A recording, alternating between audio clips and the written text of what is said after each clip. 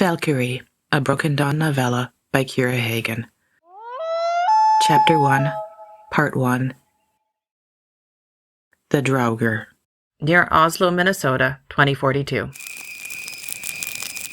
The Draugr's out there somewhere, Ragnar said, scanning the darkness. He sipped from the communal mead horn, passed it on, and checked his watch. The man had perfect Viking chieftain looks. Dark hair, trim beard, chainmail, leather. But he was in the Society for Creative Anachronism. 18 years after the apocalypse, they'd gone from history hobbyists to part-time monster hunters. Sometimes it takes a sword to save the day. Or, I thought, biting my cheeks against a grin, a 17-year-old girl with good footwork and absolutely no common sense. We'll hold watch until dawn, just in case, he continued.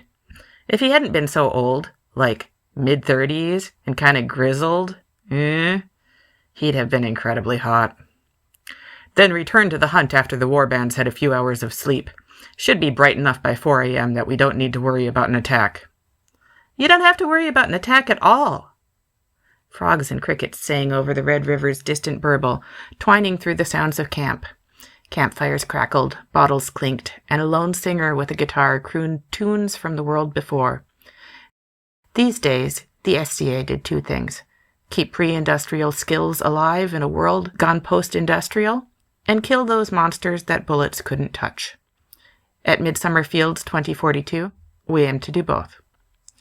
Small Paul, a gentle giant in a utility kilt, armed mainly with bottle openers and corkscrews, passed me the mead. He really wanted to pull off a barbarian look, but was only really managing scruffy basement dweller. I took the honey wine and downed a big gulp, using the horn to hide my smile. I dropped the draugr last night, before anyone pitched a single tent, I wished I could say out loud. You're all safe. The dead dude's defanged and sulking in his crypt. Now I'm free to drink as much of this lovely mead as they'll let me. I passed the horn to the next person and let myself remember the night before. No moon had lit the sky. I stood alone in starlight, alone in the dark with a monster. Exactly where I belonged. Low fog curled around his grave mound. Locals had long assumed it was a native burial from the mound builder era, until magic reared its ugly head in another interestingly horrible new way. The Red River had flooded extra high that spring, with gods know what leaking from some chemical storage tanks. At first the flood caused some weird poisonings, and then, when the water receded, an undead Norseman stumbled out of his barrow and started slaughtering dairy cows, as one does. These things just happened, though, since the world broke. Shadows thickened around the tomb, forming something like a passage into it. 2 green lights flickered into being and blinked at me. A malignant stare, empty but for rage and ancient pain, turned my way. Darkness uncoiled and stalked forward. The stench of a waterlogged grave hit so hard I flinched. It paused, just inside the tumulus, watching me, slowly lowering into a predatory crouch. Sweat slicked my palms, sliding down the hilt of my mother's sword. I challenge you, dead thing, I said, my voice trembling, and banged my blade against the round shield in my left hand. I'd matched his Norse vibe to make sure he saw something recognizable, even though sword and shield are not my preferred armaments. Go back to your tomb and sleep, or face me in battle. His laughter was an old, cruel thing, sharp as sleet on a blizzard wind. Foolish child, his voice whispered, echoing like it passed through the veil between life and death. I had the sense he wasn't speaking English, even though I somehow understood him. You think a little human girl can defeat me? My breath came fast and high. You've got to sell it, Coral had told me while we were prepping, and if anyone knows how to draw in creepy old dudes, it's her. Nothing pulls a predator like fear. Tremble. Make your voice shake. Flinch like its reflex. And then... The draugr lunged, dropping to all fours and moving in a blur no human eyes could track. out of his grave and straight for me. I stepped lightly aside, stabbing into his hamstrings as he passed. The dry cord snapped like worn-out guitar strings. "Yep, seems unlikely," I said as he spun, eyes wide with shock, one leg giving out behind him. "Also, my mom was faster than you when she was doing chemo."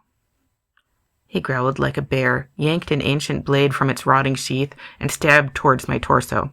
I skipped sideways and slammed my shield into his face. A greenish molar went flying. "Ew, is that color from Undead or Centuries Without Dentistry?" "No human made are you," he hissed, slashing his rusty blade at my belly. "Hey, I'm half," I protested, leaning just out of reach. "I've never even met anyone from Mom's side of the family. Except her, I mean." He lunged again. I spun away, pivoted around him, and stabbed deep into his torso. As I'd half expected, attempted organ damage did just about nothing. "Gotta aim for his joints. I'll take him apart piece by piece if I need to." I smashed my shield into his sword hand with my other arm, and his blade went flying. "And as for being a maid, well, if you saw the guys at Stinkwood High, you'd be one too." My sword feinted for his eyes, and I kicked out his good leg. His kneecap went flying.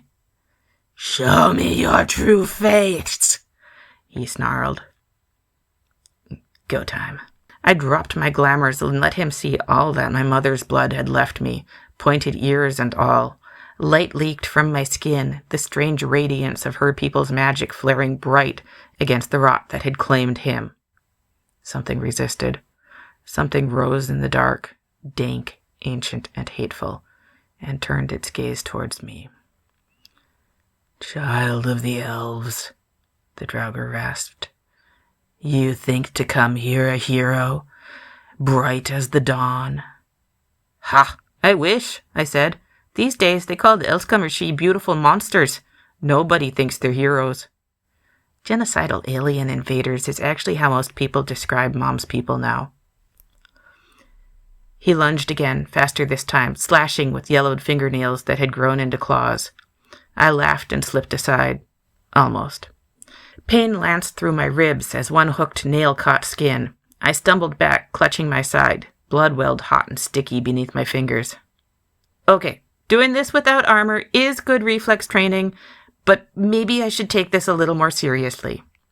Something like slime mold pulsed across his rotted flesh, glistening and alive. It reeked like a bait bucket left too long in the sun. I gagged, throat heaving. That low fog thickened around us. Nope, not letting him touch me again." "Do you like this magic that animates me?" he asked. "Oh my God, the smell!" I gasped. "Are you gonna skunk me next?" He smiled, a dry, corpse-thin stretch of lips. "It came with the flood. For 700 years I slept, uneasy, never given the proper rites. Then worm bile set my veins afire, and I woke. Voices of the drowned whisper that I must hunt, and now I have found them worthy prey." Behind him, a shadow slunk across the grave mound. Starlight glinted on red hair. "Ah, prey. Do you know what a spoonie lure is?"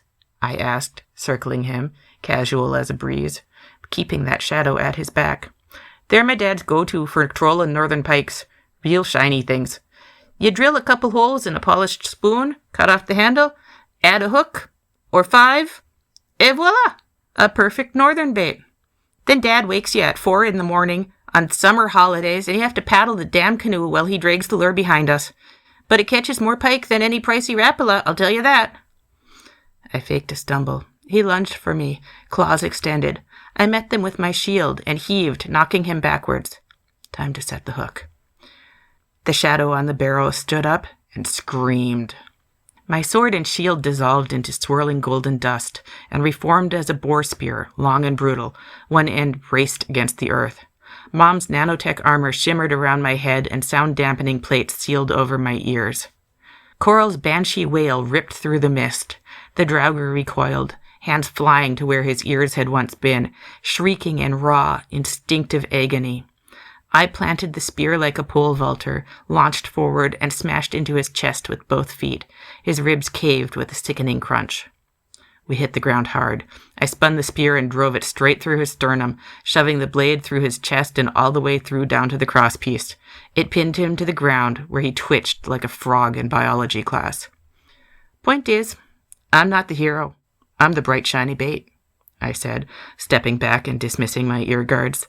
Coral wove forward, all crimson hair and deadly curves, beautiful and hungry.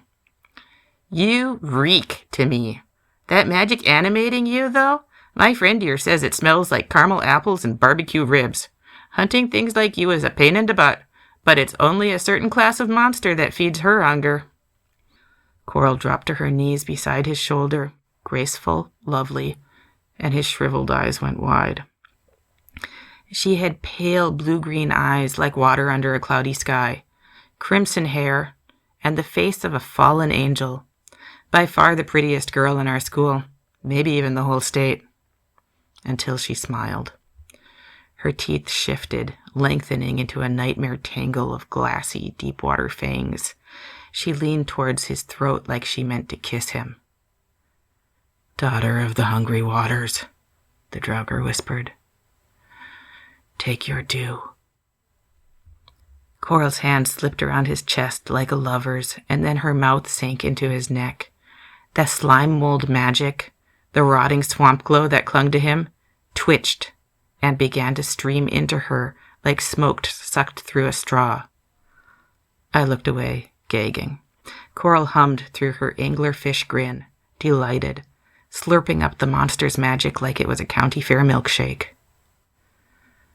What the hell is she turning into? Like and subscribe. Follow on socials, RSS, or my website, kirahagen.com for updates.